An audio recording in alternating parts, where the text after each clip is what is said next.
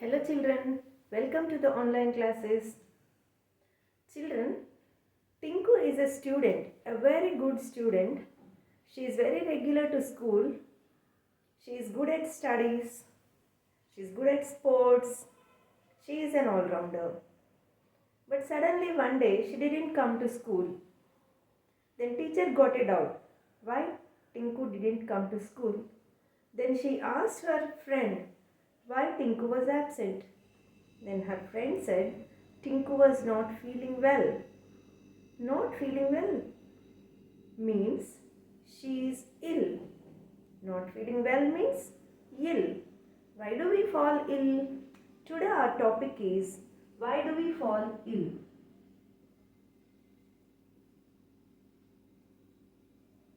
Why do we fall ill? There are different reasons for not feeling well. Sometimes we may get unwell or we may get ill due to contaminated food.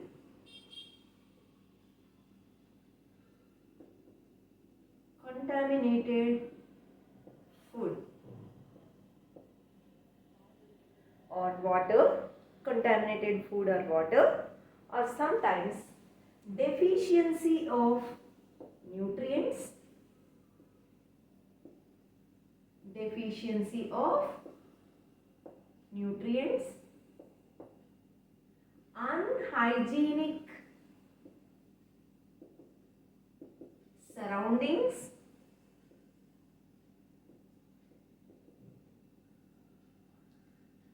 and microorganisms,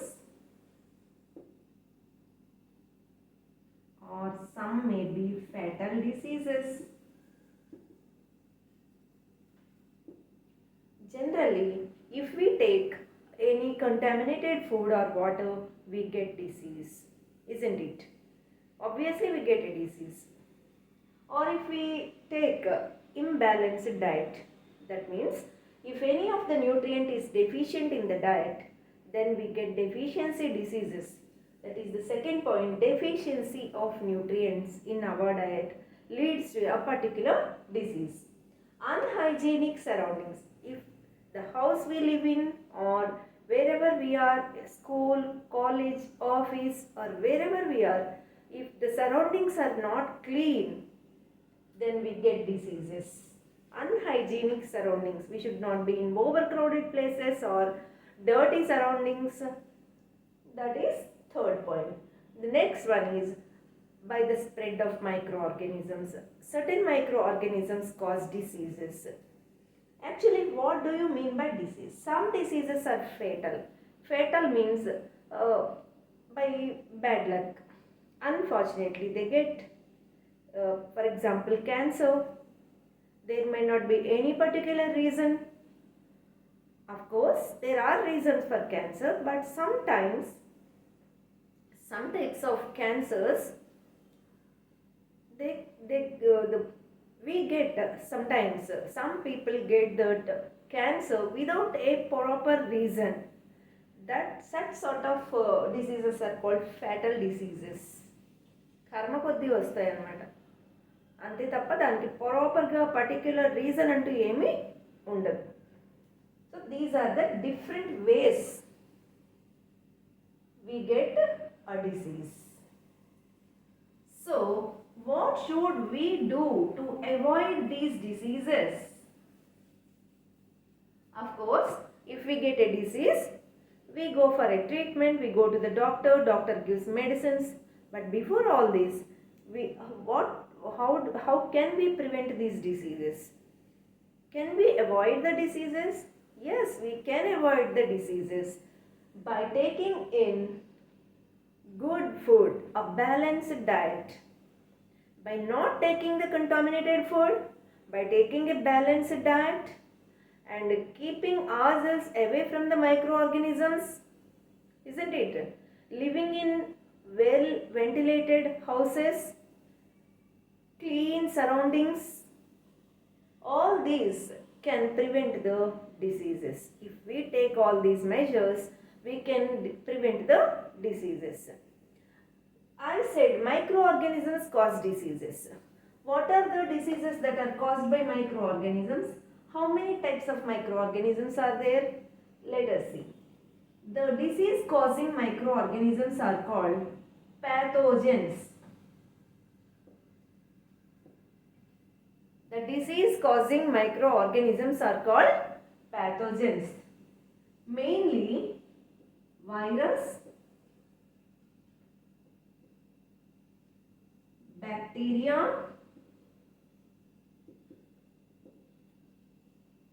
protozoa,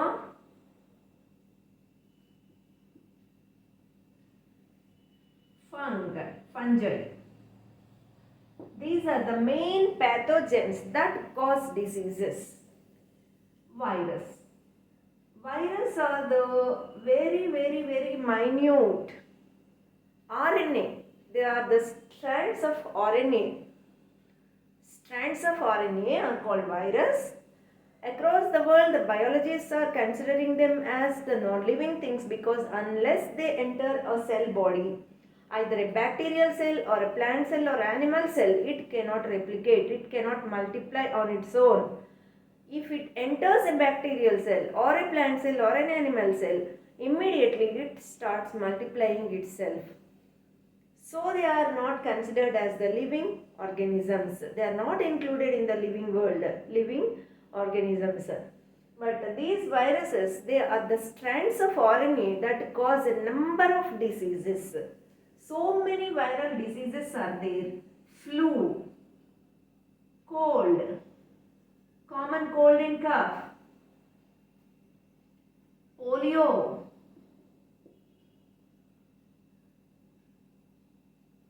mumps, measles, chicken pox, HIV, corona, swine flu, Ebola, Nipah virus, Ebola virus, swine flu virus, coronavirus, HIV virus, chicken pox is caused by virus, measles, mumps, polio, common cold, flu, influenza. All these are the diseases that are caused by virus. For some diseases, vaccines were invented, but for some diseases, vaccines are not at all invented till today. The bacterial diseases are typhoid, tuberculosis, cholera, rabies, etc. These are the bacterial diseases. Bacteria also cause diseases. They are the unicellular microorganisms, unicellular prokaryotes. Bacteria are. These bacteria, different types of bacteria are there. They may cause typhoid, tuberculosis, cholera, rabies, syphilis, gonorrhea, so many diseases. Protozoans. Protozoans are also unicellular eukaryotes. Bacteria are unicellular prokaryotes, means there is no prominent nucleus but DNA is there, so they can multiply. One can divide into 2, 2 to 4, 4 to 8, like that they go on multiplying. So bacteria cause different diseases like typhoid, tuberculosis, cholera, rabies, syphilis, gonorrhea, etc. Protozoans. Protozoans are also unicellular but eukaryotes, means they have a prominent nucleus. And protozoans also cause diseases. For example, malaria. Malaria caused by plasmodium. If a person gets malaria and the mosquitoes, female Anopheles mosquito bites that, sucks the blood of that person, and it bites another healthy person, the disease causing microorganism, that is the protozoan, plasmodium, enters the healthy person. So female Anopheles mosquitoes are the carriers of these plasmodium falciparum that causes malaria. Malaria is caused by a protozoan called Plasmodium. And this malarial parasite, which is Plasmodium, is transmitted from a sick person to healthy person by female Anopheles mosquitoes.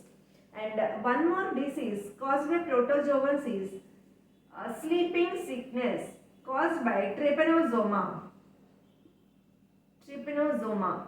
This is a type of protozoan that causes African sleeping sickness. Sleeping sickness. Next, another protozoan disease is Kala Ajar caused by Leishmania. Leishmania. Leishmania causes Kala Ajar. Kala Ajar. So, these are the different diseases caused by protozoans. Malaria, sleeping sickness, Kala Ajar, and fungi. Amoebiosis also. Under protozoans, we can say amoeba causes amoebiosis. Entamoeba histolytica, if it is there in our intestine, we get amoebiosis. Fungi. Fungi, mostly skin infections. Most of the skin infections are caused by fungi. Ringworm, roundworm, skin infections. All these are because of these fungi. Fungi spoil the food. Food poisoning, that is also caused by fungi. So these are the different diseases that are spread through pathogens, that are caused by pathogens. What are pathogens? The disease causing microorganisms are called pathogens. There are 4 types of disease causing pathogens: viruses, bacteria, protozoans and fungi. Yes? Is it clear? Next. What is a disease? If any disease has a particular symptoms. Sometimes, actually, dis means without, ease means comfort. Without a comfort, our body is uncomfortable. Then we can say we got a disease. This means without, ease means comfort, disease means without a comfort in our body. So, there are certain symptoms. Symptoms means for so many diseases, the main symptom is the fever. If the person is suffering from cancer, frequently he suffers from fever. If the person is suffering from HIV, frequently he suffers from fever. So for many diseases, fever is the common symptom.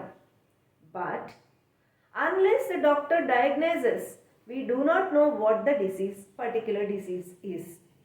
So we go to the doctor. The doctor takes different tests. What are the different tests? Maybe ultrasound scanning, MRI scanning, or blood test, urine test. Whatever tests he suggests, those tests we undergo, and finally by the signs, the sign means a particular feature of that disease is traced out, that is called a sign of that disease. Symptom is different, sign is different. Symptoms may resemble, suppose cough and cold. Cough and cold is common for common cold, and for tuberculosis also the person suffers from cough and cold. Coronavirus also cough and cold.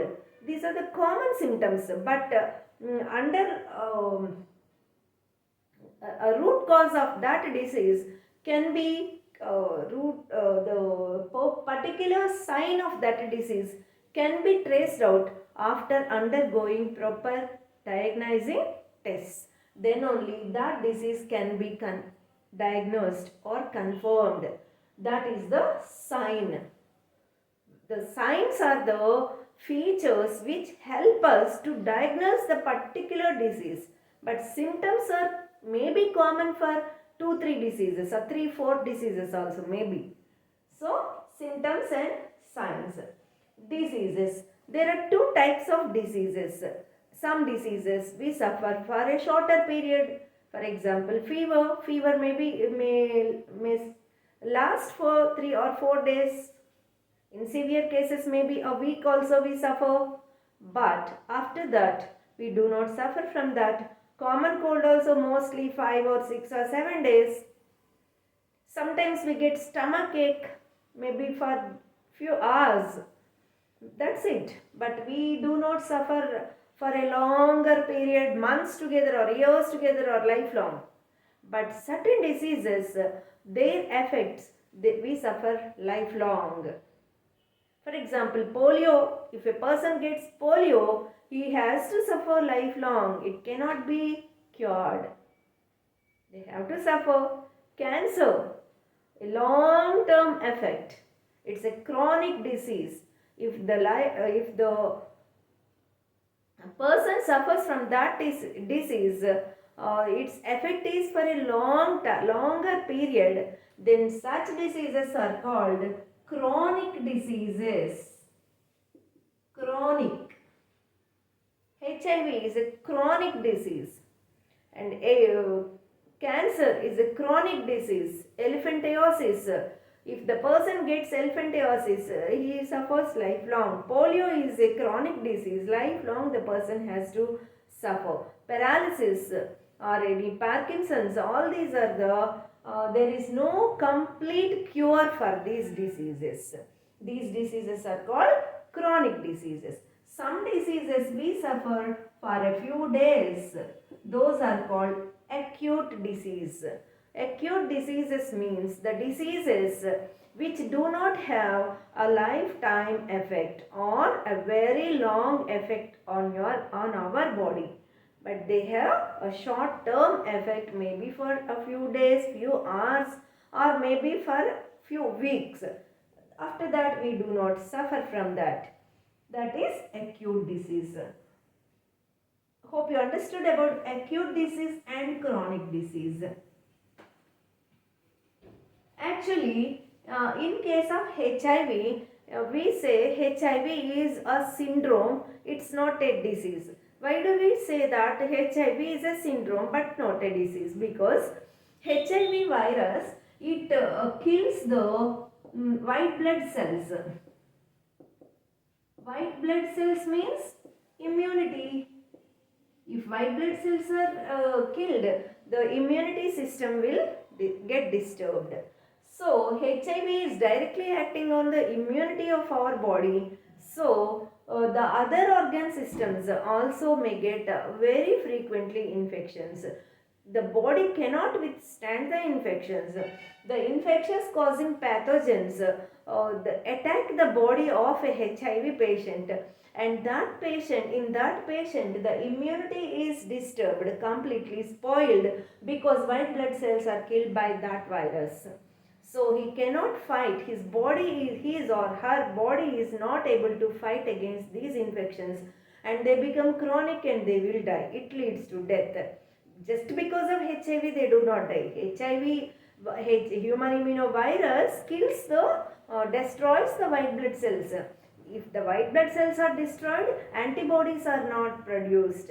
That body cannot produce antibodies. If antibodies are not produced, we cannot fight against the microorganisms, the disease causing pathogens that enter our body. So the person dies. Isn't it? Next. What are the preventive steps? How can we prevent these diseases? Always prevention is better than cure. After getting a disease, we can go for cure, for treatment. But before getting the disease only, if we are careful, then we can avoid that disease. What are the preventive steps? First of all, we should live in ventilated houses, well aerated. Air circulation must be there in the house properly. Good ventilation must be there. And overcrowded places we should not live. And our surroundings must be clean. Our body must be clean. We should maintain our personal hygiene, cleanliness, isn't it? We should take proper diet. Balanced diet we should take. These are the prevention of the disease. For these steps are for the prevention of the disease. We should take proper diet, a balanced diet, and microorganisms must be away from our body. Means if we are if we maintain cleanliness of our body, obviously the microorganisms will be away from us, and we can use sanitizer or a proper mask for our nostrils. Then we can prevent some of the microorganisms that enter through nostrils or through mouth. So these are the preventive measures. And some more preventive measures are for diseases like polio, or diphtheria, tetanus, whooping cough. For all these, vaccines were invented. These diseases are caused by virus. So vaccines were invented. Vaccine. What is a vaccine? Vaccine is nothing but the inactive form of microorganism for a particular disease is injected into our body. For example, polio vaccine means the polio causing virus, poliomyelitis. It is injected, it is given to us in its inactive form. Actually, polio is not an injection, polio drops. Polio vaccine is drops, oral drops. These oral drops contain the disease causing, polio causing microorganism, polio causing pathogens in their inactive form. If they are given to us lifelong, we do not get disease. Actually, the white blood cells in our body, they produce antibodies to fight against these polio causing microorganisms. But the microorganisms are already inactive, isn't it? Then with whom they fight? With whom the antibodies fight? But white blood cells, they do not know that they are inactive form. So the white blood cells produce antibodies. These antibodies stay in our body as long as we live. They are ready to fight against these polio causing pathogens whenever they enter our body. That is why the vaccines are given in early childhood, because our body will be protected throughout the life from such sort of diseases. Say for example, triple antigen is a vaccine given to prevent 3 diseases. What are those 3 diseases? Diphtheria, tetanus, whooping cough. Why DPT is given to that and for the triple antigen or DPT? DPT, D stands for diphtheria, tetanus or pertussis. P stands for pertussis, the scientific name of tetanus, and DPT, tetanus. Sorry. Yes. P stands for pertussis, the scientific name of whooping cough. Pertussis means whooping cough. T means tetanus. Okay. Diphtheria, pertussis and tetanus means diphtheria, whooping cough and tetanus. Nowadays, these diseases are not there at all because DPT is given to the children when they are infants. This DPT is also called triple antigen. It's also called triple antigen. Triple antigen is given to prevent diphtheria, pertussis and tetanus. For these 3 diseases, only one vaccine. And for polio drops. For tuberculosis, BCG vaccine is there. For rabies, vaccine is there. For anthrax disease, vaccine is there, invented by Louis Pasteur. Edward Jenner invented vaccine for smallpox, isn't it? So there are vaccines for some diseases, but for some other diseases that are caused by virus, still research is going on, but vaccines are not invented. Suppose we get a disease, we got an infection, then doctors give us for curing, for antibiotics they give. Antibiotics. What are antibiotics? These antibiotics are produced from bacteria. The antibiotics they inhibit the growth of disease causing microorganisms. They obstruct the growth of disease causing microorganisms in our body. For the first time, antibiotics were produced by Alexander Fleming. Alexander Fleming. He discovered the first antibiotic, that is penicillin. Penicillin. This penicillin is obtained from a fungal filament, Penicillium notatum. Penicillium notatum is a fungus. From that, penicillin is extracted. Penicillin is the first antibiotic. Later, many antibiotics were obtained from these fungi like streptomycin, erythromycin, chloromycin, different antibiotics. These antibiotics are given to cure the disease. Cure the disease means to inhibit the growth of disease causing pathogens. Understood? So, antibiotics are different from vaccines. Antibiotics after getting the disease to inhibit the growth of, to reduce the growth of the pathogens, these antibiotics are given.